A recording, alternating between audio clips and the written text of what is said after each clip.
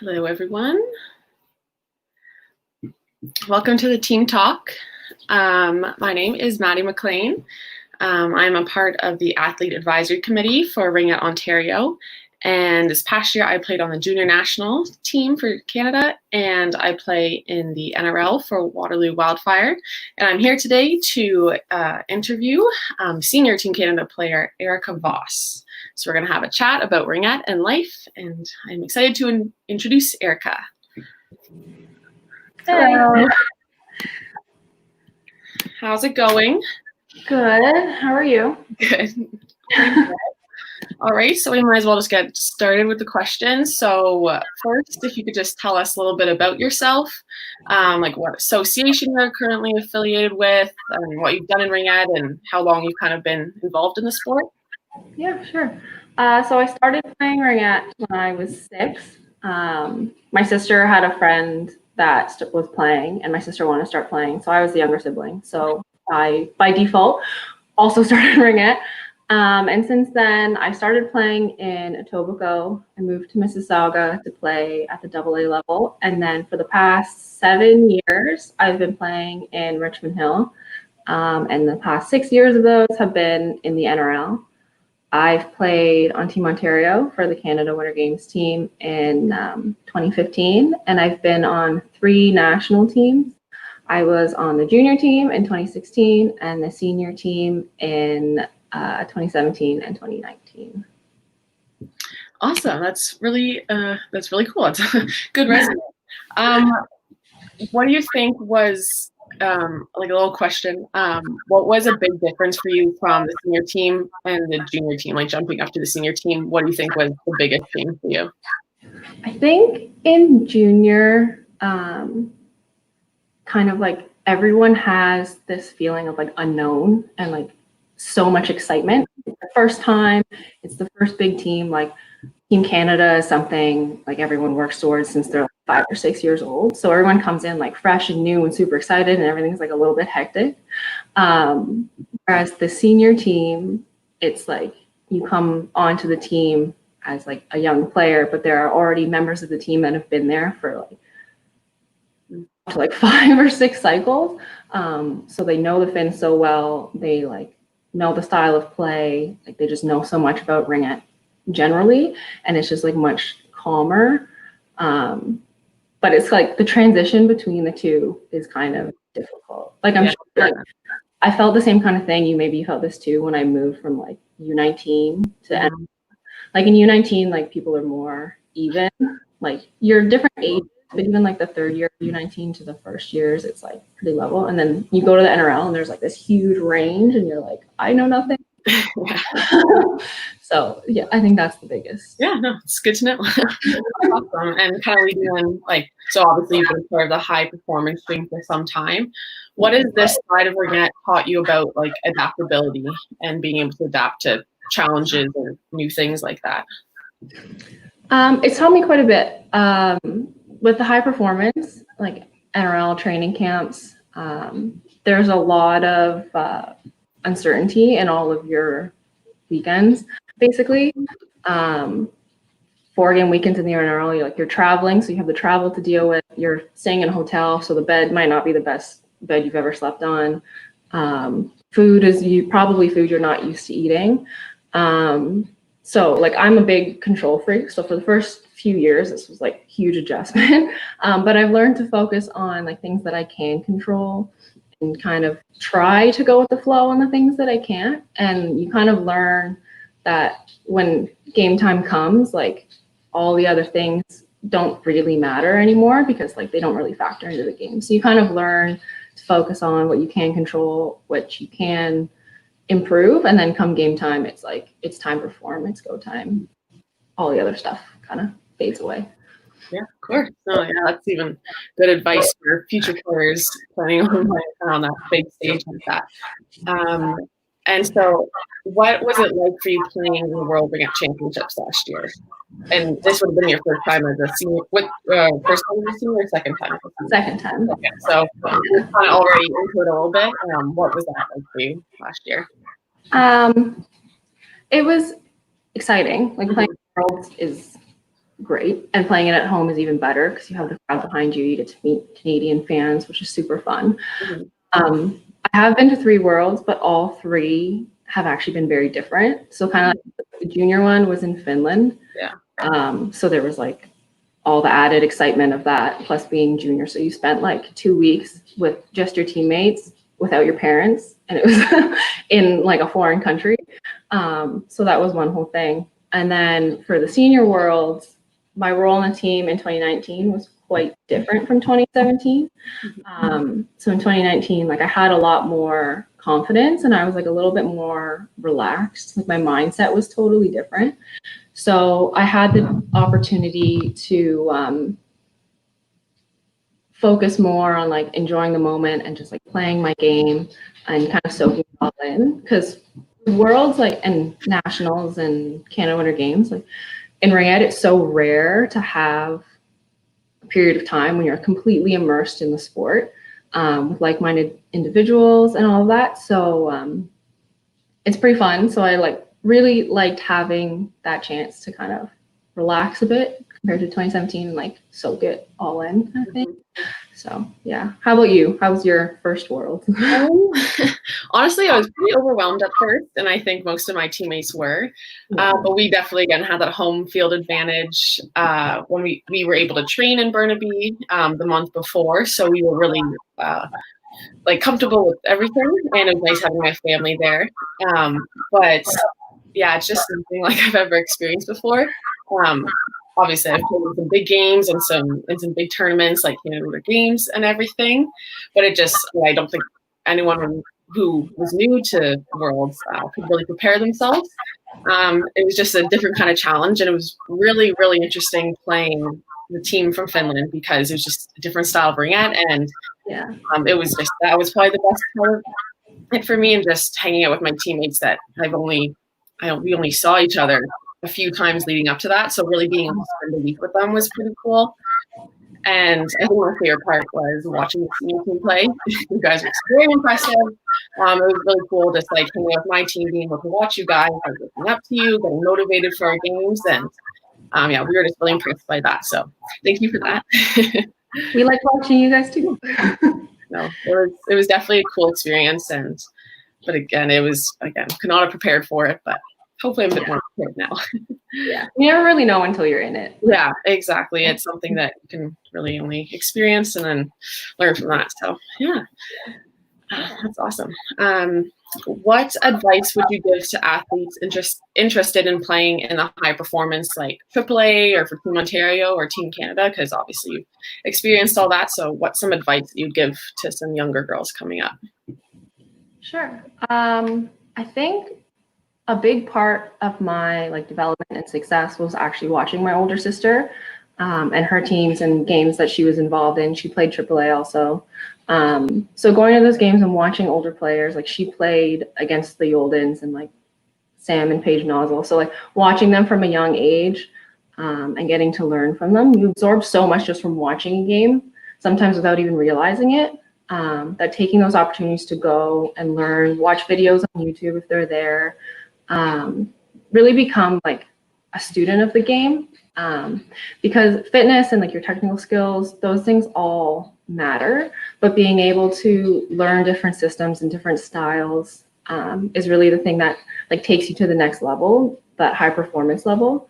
So taking those opportunities to learn as well as opportunities to like test your skills.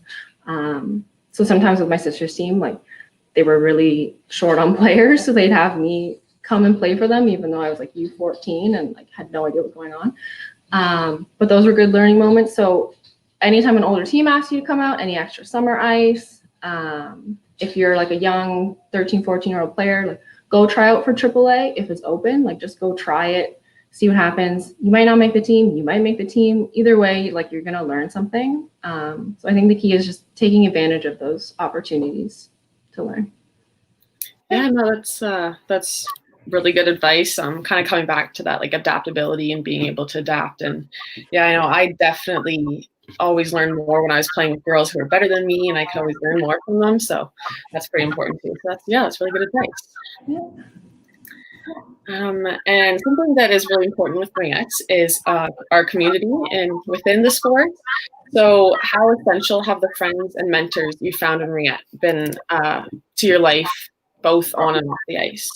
Like, how important is that for you? Yeah, I think the big one that you like first notice when you join Ringette is the friends. I have so many friends now from Ringette that are like all across the country. Mm-hmm. Some of them I see maybe like once a year or once every like couple of years at nationals for like a few minutes here and there. But even then, like having Ringette as a bond, I think all Ringette players feel this way. It's a special bond because I mean, not many people have that, and Ringette is such a special thing to Ringette players. That's kind of like the foundation of your friendship. It's kind of like a special kind of friendship, at least in my mind. In terms of like mentors, I think Ringette is pretty unique in the way that it kind of combines like the high performance athletes with like the community level through like skills clinics. Like I know you guys in Waterloo do them. We do them in Richmond Hill as well. And like come try Ringette events and that. So like growing up, I got to see like Jen and Jackie Godette like on the ice with me. Like I could see them, I could talk to them, and like that was really cool. And that kind of helps you like aspire to be that when you grow up. So that's kind of a cool thing. And then when I joined the NRL, part of like that big step up is now you see these like amazing athletes also as career women. So you see that like they're athletes and they're strong and confident in Ringette, but then also like in their own lives, they're like nurses, doctors, engineers, lawyers, like all of these like super cool things. And I think it really shows that like you can find someone in Ringette that will like resonate with you, whether it's a mentor, it's a friend who's like you and like has the kind of career you want. You can pretty much be anything you want to be. And I think Ringette is a good way to kind of showcase that for girls. Yeah, no, that's definitely one of the best parts about Ringette, in my opinion. A little follow-up question. So you've done like run clinics and camps and stuff like that. How do you feel when you see like the younger girls looking up to you, and how does that kind of make you feel knowing that you're making them a difference and helping them learn in their Ringette careers? It's actually, I've gotten more used to it now, but when the first few times it happened, I was like, how do you know who I am? Like, yeah, I didn't think that like my name, like I'm sure you've experienced this too. Like I didn't think my name really meant anything two times, and I was like, what? Like, you know?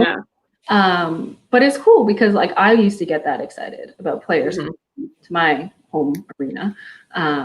So now being in that position, it's cool. It's a responsibility sometimes, but like I think it's pretty cool. Yeah, it's definitely a nice feeling. Oh, that's awesome. Yeah. So you are a multi-sport athlete. So what other sports did you play growing up, if you played any? And did you pursue any of them long-term like you did with Ringette? Yeah, in elementary and middle school, I pretty much played like all the school sports, like ball, floor hockey, all those fun ones. My main sports, though, were like soccer in the summer, which is a very common one, up until grade 7 when I switched to do track and field with an actual track club. And that one was a big part of my teenage years. I did long jump and triple jump for a long time, and I competed at OFSA in those and at the national level. And then volleyball was another big one that I played in high school that I enjoyed a lot. I played it every year, and I missed all three of those a lot, actually. It's been a lot, but yeah. Nice. So you have been working towards making the national bobsled team. And so what has that experience been like, especially while you're also training for another national team with Ringette? What has that been like?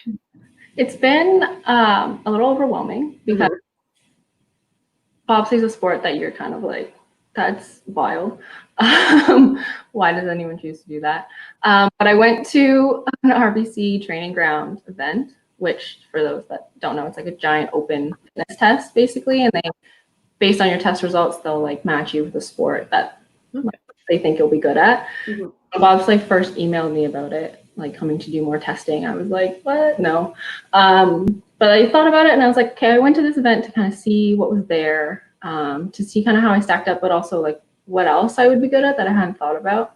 So I kind of made like an internal deal with myself that I would just say yes to all the opportunities, which is the advice I was giving. other players.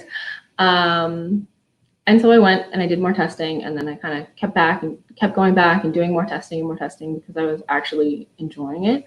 So that was 2 years ago now, and I've gone to like 2 prospects camps. I've participated in like some of their national team tryouts, and I've also done a pilot school where I learned how to actually drive bobsled, which was pretty wild. Yeah. I haven't yet like fully had a chance to commit to bobsleigh because like there's a lot of overlap in the seasons, and the training doesn't like always line up.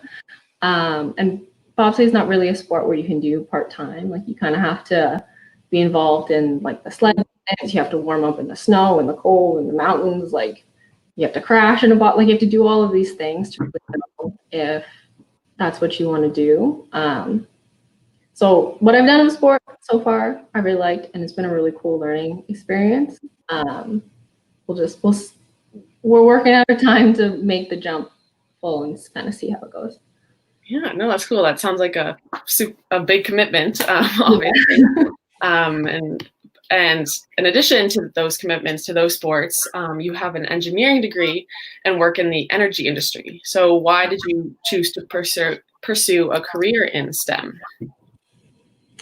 I've always been a very like creative person. I like making things, building things, and also very curious kind of about how things work and how things can be improved. One of my dad's favorite stories about why I went into engineering actually involves like Subway during Ringette tournaments. So tournaments, like Subway is like the common lunch between games. And so we'd go there and it would be like a busy Subway because it's right down the street from the rink. There'd be a whole lineup, and then there's only 2 people making sandwiches. So I'd be standing in line, probably a little bit hangry because I want my sub, and just trying to think of like all the ways that this could go faster, and like all the ways the process could probably be a little bit better to make more people happy and make it all happen a little faster. So that's kind of, that way of thinking has kind of always been in me, probably from my parents who are both also engineers. So yeah, I think that kind of background really plays in well with engineering. Engineering, like there's a problem, you figure out why it's a problem, how you're going to fix it, and then usually you have to combine like your technical skills with a little bit of creativity to figure out how to make it work. So yeah, it seemed like a good fit. That's cool. That's cool how you were able to recognize those things about yourself and find a career that you could follow that would be good for those. It's awesome. So women are generally underrepresented in STEM. How has this affected your experience in both education and the workplace? I think growing up and like the education part of it, been pretty lucky that I have a lot of like female role models in my family. That it didn't really occur to me that like I couldn't go into STEM. Like my mom's an engineer, my sister is an exercise physiologist, about to do her PhD, my aunt's a doctor. Like I'm lucky that I never really had that barrier of like no one really told me that I couldn't do it, something to really show me that I couldn't do it. So I think I was lucky in that sense that I had the role models to look up to realize that I could do it. But once I was in university, it became a little clearer to me that like how skewed it was. I think in my first year of engineering, there was maybe like 10 girls that I knew of in mechanical engineering, and we all knew each other by name. We all saw each other. Like if people asked me like, how many girls in your program? Like it wasn't just I had to pick a number, like I could list all the ones I knew by name because there were so few of them. I'm sure there was more at the time, but of the ones that like I knew and like were really like visible to me, there was very few of them. And I think through my so far limited work experience and like working on projects at school, it's more than just kind of like a you can't be what you can't see kind of thing, but you actually see in like the design of some things through STEM that women aren't fully represented. Like STEM careers are so important to kind of like how we live.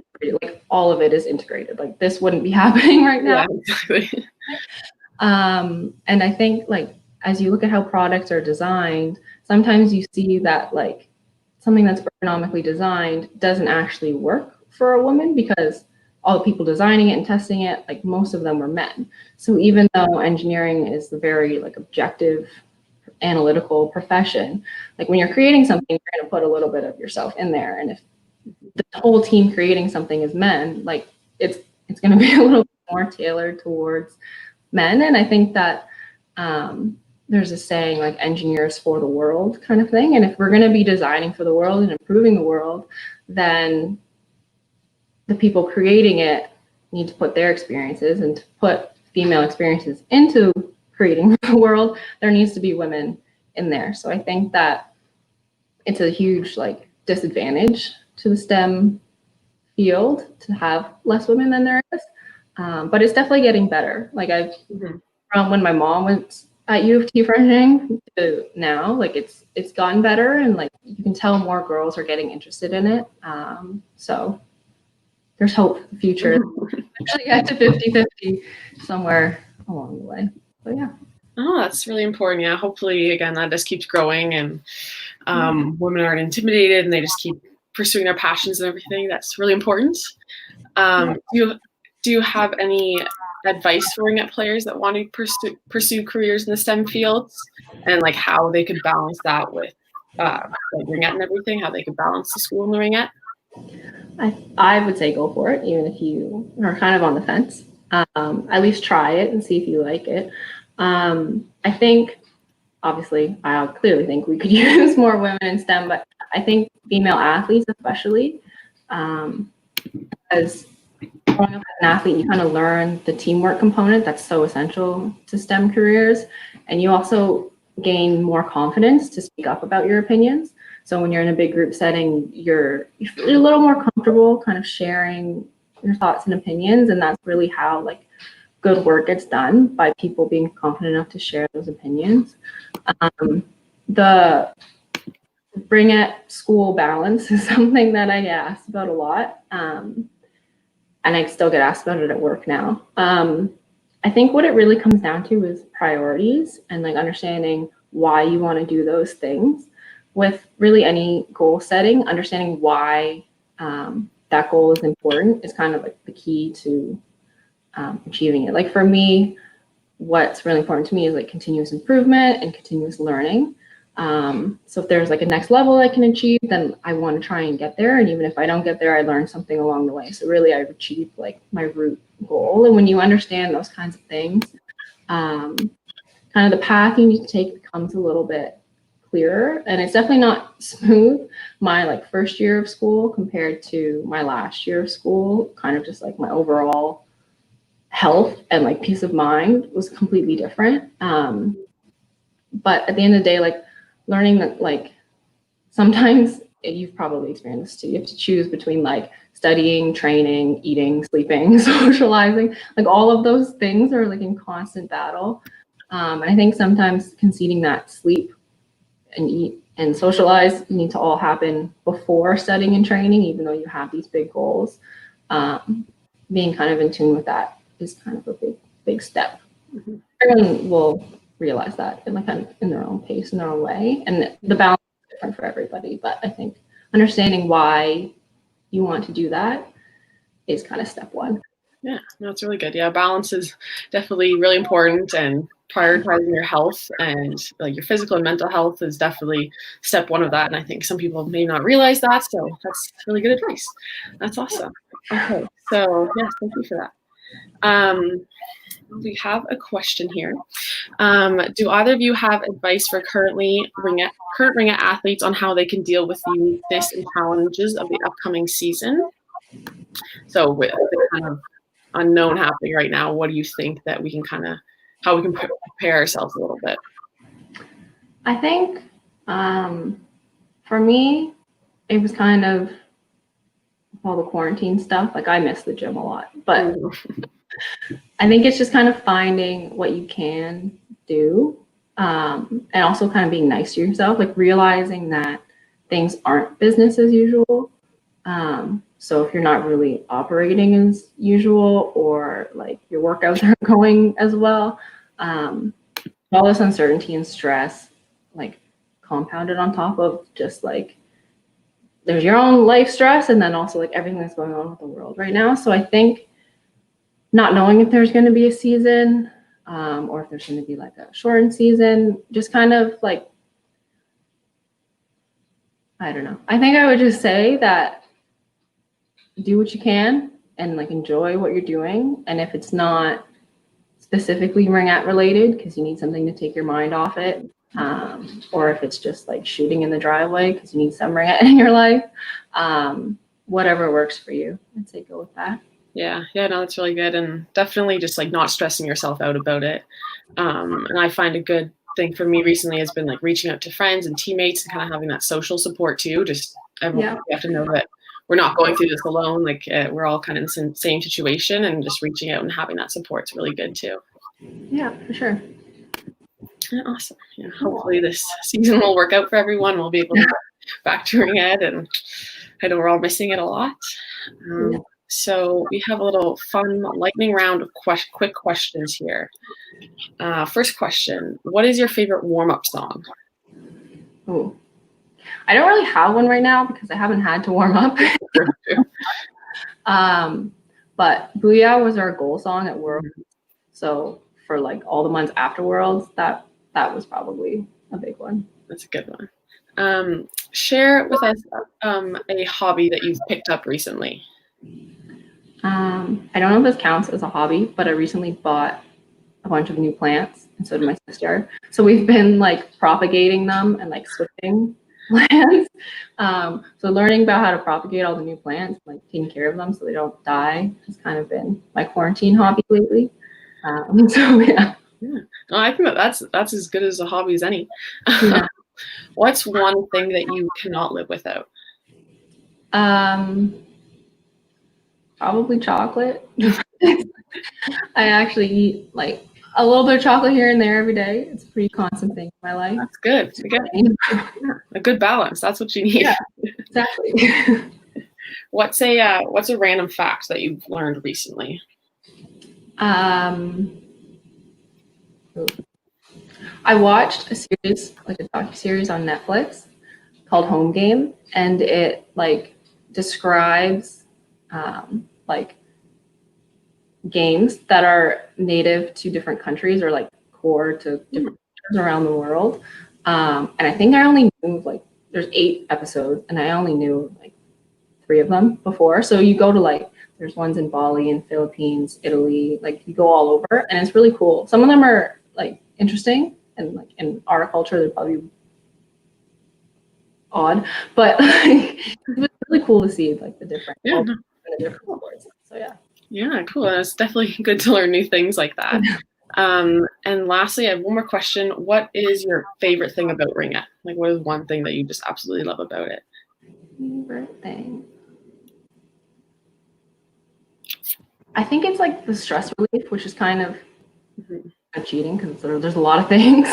The stress relief, kind of just like being with friends, the competitive nature, like exercise, all of that together. I think that's why I keep coming back to it, is the stress relief. Yeah, definitely. That's very important, especially in times like now. Yeah, well, that is great. Thank you so much for talking with me and having this interview. I hope you all enjoyed it and learned something. Good to chat. And hope to see you around the rink sometime this year. Yeah. Yeah, exactly. Okay, well, thank you so much. All right. Thanks. See ya. Bye.